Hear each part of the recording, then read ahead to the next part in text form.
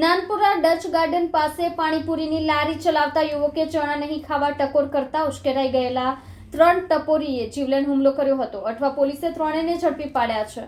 Nanpura Dutch garden પાસે પાણીપુરી વેચતા પરપ્રાંતીય યુવાનને 3 યુવાનોએ માથાકૂટ કરીને ચાકુ અને લોખંડના સળિયા મારીને ગંભીર ઇજા પહોંચાડી હતી.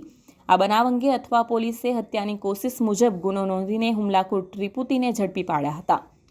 અઠવા પોલીસ પાસેથી મળતી માહિતી મુજબ જહાંગીરપુરા સ્થિત મનપા ક્વાર્ટર્સમાં રહેતા ભાનુ પ્રતાપ સંતરામ પ્રજાપતિ પાણીપુરી વેચીને પરિવારને મદદરૂપ બને છે.